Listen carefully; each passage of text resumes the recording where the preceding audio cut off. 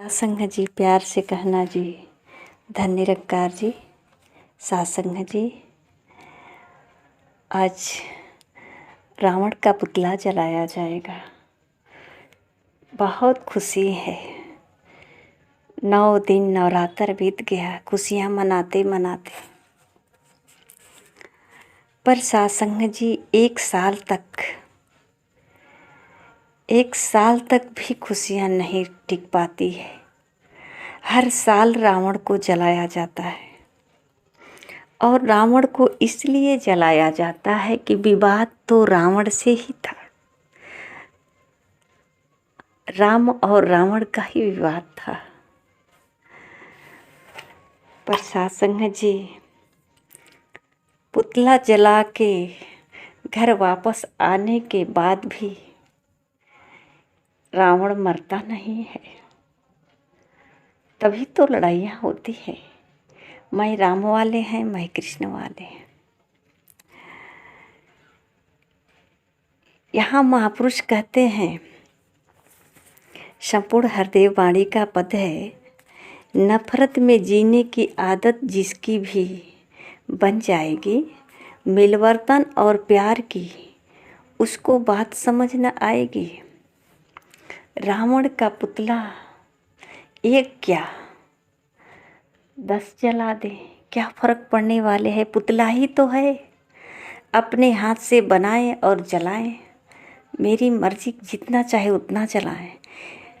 जितना जलाते जाएंगे रावण का पुतला, उतना ही रावण जन्मता जाएगा मन के अंदर। क्योंकि पुतला बनाना और बिगाड़ना ही तो एक रावण है। जो कभी मिलवर्तन का भाव प्राप्त ही नहीं कर पाएगा, हमेशा रावण जिंदा है का जिंदा ही रह जाएगा। उससे मिलवर्तन का, प्यार का बात कैसे समझ में आएगी। उसके दिलो दिमाग में तो रावण बैठा हुआ है, क्योंकि वो रावण का पुतला बनाए और जलाए तो रावण को कैसे मार पाएगा। कभी राम का पुतला बनाए, राम का भजन करे, राम को दिल में बसाएं, रावण को भूल ही जाएं, वो तो कब का मर गया। ऐसा अगर भाव आए कि रावण है नहीं तो फिर रावण को याद क्यों किया जाए। तो सासंग जी, ये तो लीला है। हर साल याद करते हैं इस लीला को। रावण को भी याद करते हैं, राम को भी याद करते हैं। जितने लोग मारे गए राम के हाथे, सबको याद करते हैं। आदत बन गई है। नफरत में जीने वालों ने हर सू कहर मचाया है। दिलों को कितने जख्म दिए हैं, जुल्म सितम फैलाया है। आज भी झगड़ा है, लड़ाई है, धर्म को लेकर के, राम को लेकर के। राम तो त्रेता में ही रावण को मार करके वापस अयोध्या आ गए और राज चलाने लगे। पर सासंग जी, आज तक राम को मानने वाले कभी वापस नहीं आए अपने घर। ये बन का ही बन में ही रह गए। और इसी तरह रावण को जलाते रह गए। कभी अपने धर्म का पहचान ही नहीं की कि मेरा अब धर्म क्या है। मुझे भी राजा बनना है, राज चलाना है, कुछ सेवा करना है, कुछ मर्यादा है। यहाँ तो नफरत अभी तक, जुल्म सितम फैलता जा रहा है। जाति धर्म के नाम पर ही लड़ते झगड़ते कितने कितने गांव, शहर और नगर उजड़ते गए। अल्लाह वाले हैं तो राम वाले हैं, ये कितनी लड़ाइयाँ झगड़ा। सासंग जी, सच तो ये है कि सही परमात्मा की जानकारी ही नहीं हुई। केवल राम को जानते हैं कि राम भगवान है और भगवान राम रावण को मार दिए। हम इस तरह से सोचते हैं कि अधर्म का नाश कर देंगे और धर्म को बचा लेंगे, पर धर्म है क्या? मारने के बाद तो मिलन होना चाहिए ना, पर मिलन तो होता नहीं। साध संगत जी, जिस तरह से समुद्र के कारण ही झाग और लहरें, बुलबुले या ज्वार भट्टा जो कहते हैं, समुद्र में लहरें आती हैं, ये सब जो है समुद्र के कारण ही है, समुद्र से ही है। चाहे इसमें झाग हो, लहर हो, ज्वार भट्ट हो या बुलबुले हो, जो भी हो, ये समुद्र के कारण ही है। ये ब्रह्म के कारण ही चराचर जगत है। और सत्संग जी, ये किसी काल में ऐसा नहीं है कि कभी है कभी नहीं है, ये सदैव रहने वाले हैं, शाश्वत हैं।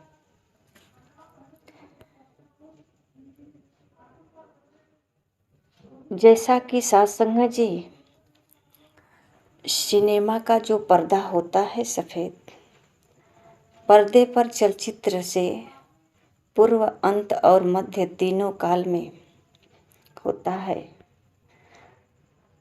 पर सत्संग जी चलचित्र के अंदर ऐसे हमारा ध्यान घुस जाता है, इस दृश्यों में ऐसे खो जाते हैं कि पर्दा का तो ध्यान ही नहीं आता कि ये पर्दा पे सब होता है।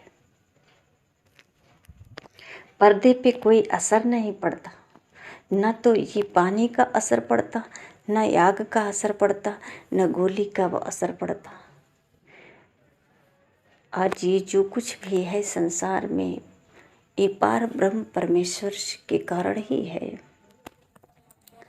और कभी इसका अंत कैसे हो सकता है? इसी में से है। इसका अंत होना संभव नहीं है, क्योंकि ये ब्रह्म से ही है। ये सब कुछ जो है देखते हैं, संसार जो दृश्य में खो जाते हैं, ये क्या है? ऐसे दृश्य में खो जाते हैं जो हकीकत होता है। तो एक पर्दे के पीछे जब ऐसी हमारी भावना हो जाती है, तो ये तो जीता जागता संसार है, इसमें तो स्वाभाविक है भटकना। ये प्रलय के बाद और प्रलय से पहले ये हर समय परमात्मा ब्रह्म हमेशा रहा है और रहेगा भी। ये चाहे संसार में जो कुछ भी होता रहे, भूकंप आए, प्रलय आए, जो भी है, ये सदा रहा है और रहेगा भी। इसी में सब कुछ उत्पत्ति और विनाश होता रहता है, इससे कुछ अलग नहीं होता। सत्संग जी, सतगुरु की बाणी आती है, गुरु पीर अवतार वली ने बात यही समझाई है, चलने को तैयार हुआ जो उसने मंजिल पाई है। जो गुरु के वचनों को जाना, परखा और पालन किया, वही इस रहस्य को समझ पाया।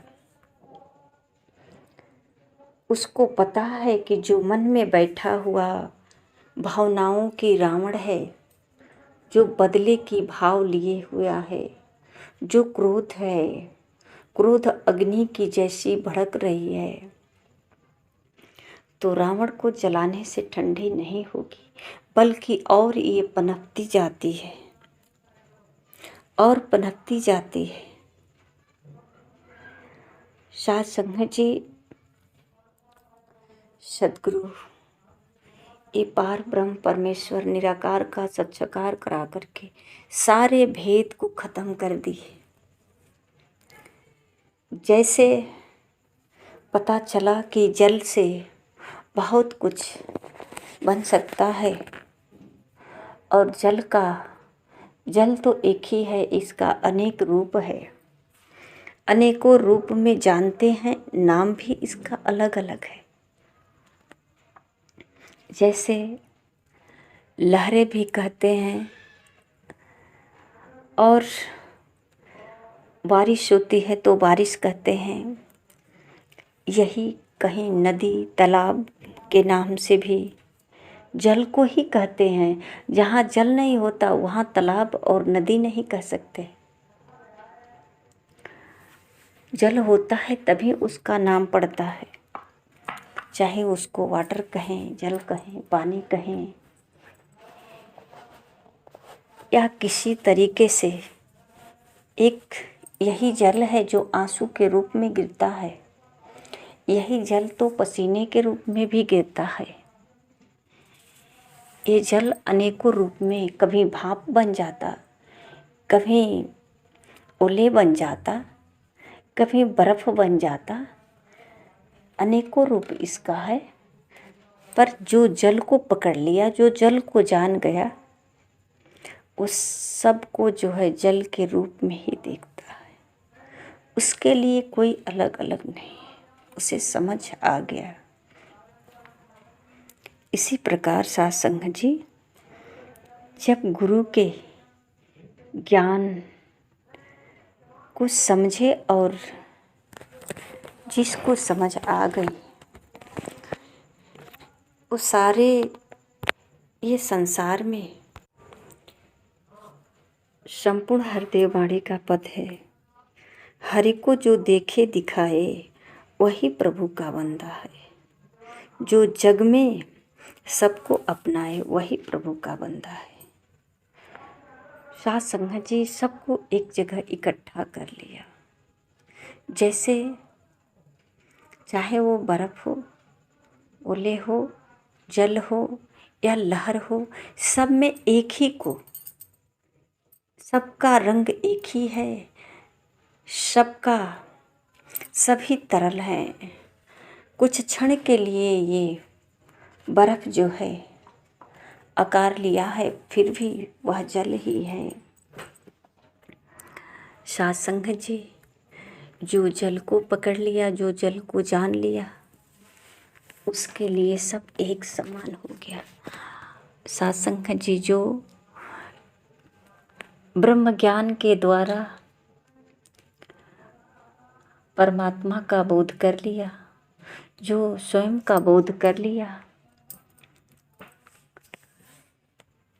उसके लिए सब एक है, सब सम्मान है। और साध संगत जी, इनके अंदर जो रावण कहा जाए, क्रोध कहा जाए, या फिर बदले की भावना कही जाए, नफरत हो, या फिर अनेकों बैर विरोध, ये सब ज्ञान से ही खत्म हो जाता। इसको पुतला चलाने की जरूरत नहीं पड़ती। एक गुरु के ज्ञान से ही सब जलकर खाक हो जाता है और इसका नया रूप जन्म होता है। वो है करुणा, दया, परोपकार। साध संगत जी, यहाँ महापुरुषों ने बताया है कि जब इन सारों विकारों का विनाश हुआ तो फिर नई उत्पत्ति हुई करुणा, दया, सहनशीलता का। तो कहते हैं कि दया धर्म का मूल है। अब यहाँ बचा दया। धर्म का मूल है पाप मूल अभिमान। जिसके अंदर अभिमान है वो पाप है। ये रहस्य सतगुरु के द्वारा जान करके सत्संग जी हर मानव अपने जीवन जीने का कला सीख ली। अब तक जो लीला देखते आ रहे थे, जलाने का, बनाने का, जो कहते हैं रामलीला, सत्संग जी अब वो लीला खुद करने लगे। अब तक तो एक नाटक के रूप में करते थे। तो महापुरुष कहते हैं कि जिस तरह से नाटक को ऐसे करते हैं ध्यान से, जो लगे सबको देखने में कि ये सच है, तो कहते हैं नाटक को ऐसे करो कि ऐसा लगे कि सच है, और जो सच है, जो जीवन जी रहे हो, इसको ऐसे करो जो नाटक हो। इसमें एहसास बना रहे कि ये सब करण करावनहार परमात्मा है, मैं नहीं। मेरे जीवन की डोरी किसी के हाथ में है। ये जो हमारे माध्यम से जो कला चल रही है, बोलने की, हंसने की, जो भी नाटक संसार में चल रही है, ये डोरी इनके हाथ में है। सतगुरु से ऐसा पहचान हुआ है। अब जीवन जीने की कला आ गई है कि ये सब नाटक है। तो सत्संग जी जैसे नाटक करने में कोई मान अभिमान नहीं होता। नाटक में अभी अभी तो राजा बने थे, पर वाकई राजा था नहीं।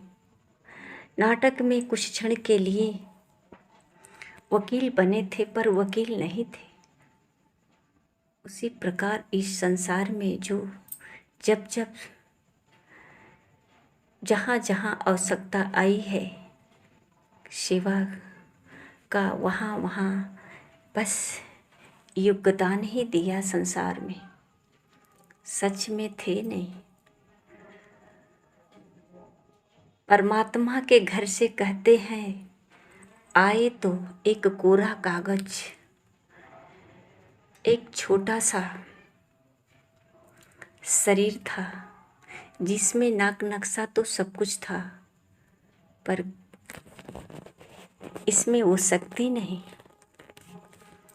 जो देखकर किसी को पहचान ले, जो अपने हाथ को उठा करके एक गिलास पानी पी ले या कुछ पकड़ ले। इसी संसार में ही सब कुछ प्राप्त हुआ और इसी संसार में ही सब कुछ छूट जाएगा। जैसे निर्बल असहाय आए, वैसा ही निर्बल असहाय अवस्था हो जाएगी। ये यहाँ प्राप्त हुआ, यही सब। सत्संग जी ऐसा सतगुरु के द्वारा जब एहसास हो जाता है तो ये जीवन जीने में आसान हो जाता है। वाकई जीवन यही होता है कि एक अपने आप को कला मान करके इस सतगुरु का जो है कृपा है, जो ऐसी दृश्य दिखाए, ऐसा माया का पर्दा हटाए कि कुछ भी नहीं, केवल पार ब्रह्म परमेश्वर एक ही है। जैसे कि अगर समुद्र की लहरें रुक जाए, कुछ क्षण के लिए थम जाए, तो सिर्फ एक जल ही दिखेगा। इसी प्रकार केवल ये सब तरफ एक ही पार ब्रह्म परमेश्वर, एक ही ब्रह्म, द्वितीयो नास्ति। सत्संग जी प्यार से कहना जी, धन्य निरंकार जी।